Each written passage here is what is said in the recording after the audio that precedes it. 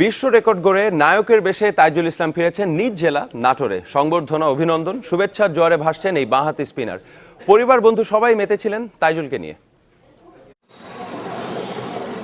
বিত্ত বৈভব এখনো তার পরিবারকে ছুঁয়ে যায়নি। তারকা ইমেজে ভেসে যাননি তাইজুল ইসলাম, তাই এখনো পাড়ার সেই চিরচেনা ডানপিটা ছেলে হয়ে আছেন। টেস্টে এক ইনিংসে সেরা বোলিং, ওয়ানডে অভিষেকের হ্যাট্রিকের অনন্য কৃতিত্বে বন্ধু মহলে বেড়েছে তার আকর্ষণ।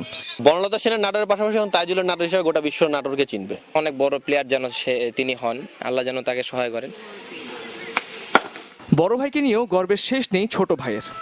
বাড়ির সবাই খুশি, নাটোরের মানুষগুলো অনেক খুশি হয়েছে। তবে তাইজুল এসবে ভেসে যেতে চান না, চান নিজেকে অনেক দূর নিয়ে যেতে, বিশ্বসেরা তারকাদের একজন হতে।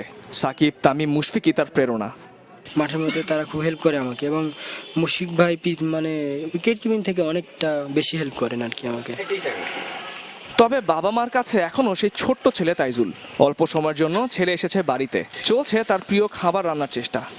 আমি দোয়া চাই সারা বাংলাদেশবাসীর কাছে, আমার ছেলে যেন আরো এগিয়ে যেতে পারে, আরো উপরে উঠতে পারে। আমার ছেলে যে পর্যায়ে গেছে, সারা বিশ্বের নাম উজ্জ্বল করছে, আরো যেন করতে পারে। অল্প সময়ের জন্য এসেও তাইজুল উপভোগ করছেন বন্ধু বাবা মার বাড়াবাড়ি। Desk report, channel 24।